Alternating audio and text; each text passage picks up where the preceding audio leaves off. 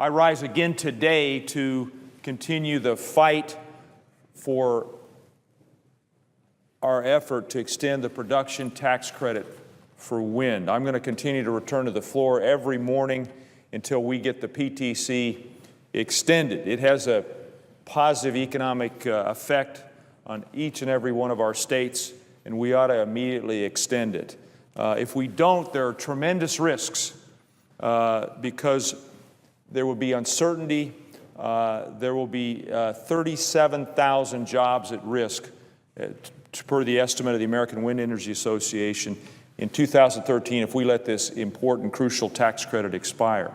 On the other hand, looking at this positively, a recent study by Navigant concludes that a stable tax policy would allow the wind industry to create and save 54,000 jobs. That's a clear choice. Do we want to lose 37,000 jobs, or do we want to create and save 54,000 more? Over the last number of years, in tough economic times, the wind industry has been a bright spot. We've seen growth in the wind industry and the manufacturing side. And these are good-paying jobs, but we're really at a make-or-break moment for wind energy. If we let the wind PTC expire, we'll lose thousands of jobs and billions of dollars in investment. We also run the real risk of losing our position in the global economic race for clean energy technology. Other countries are taking note. While we're dithering here in the Congress, our foreign competitors are literally eating our lunch. And I am about to attend a Senate hearing in the Energy Committee on our competitiveness in the clean energy sector. And we're going to be discussing how China is outpacing us in the clean energy economy. And the witnesses, I know, will emphasize, because I've seen their testimony, that we've got to improve and maximize domestic manufacturing capacity, or we risk losing these jobs to overseas competitors. I want to give an example this morning. In North Carolina, there's a company, PPG Industries. It's a fiberglass company, hundreds of employees. They've been threatened by foreign competition in the last few years.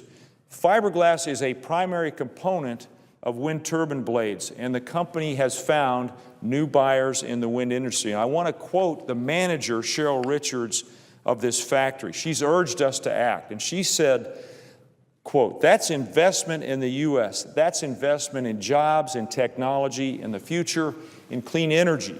If we're not doing it, there are people across the ocean who will, and they'll be happy to sell their products here." So while we can't get our act together in Congress to pass the wind PTC, our economic competitors in Europe and Asia have moved ahead. They've developed robust manufacturing capacity to serve both their domestic demands, and now they're beginning to sell all over the world. And just to emphasize how real this threat is, I want to show all the viewers and my colleagues what's happened in the past when the PTC is expired. Look back in 2000, there was a 93% drop. There was a 73% drop in 2001 to 2002. It just doesn't make sense. I hear this from Coloradans, I hear this from Americans. Wind project developers in the United States and American manufacturers are not receiving orders.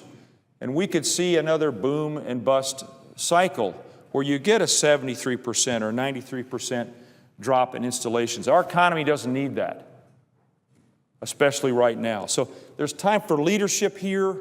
It's time to show the American people that we can bridge partisan divides in the Congress, that we can act, and that we can take urgent action. Let's get the wind PTC reauthorized as soon as possible.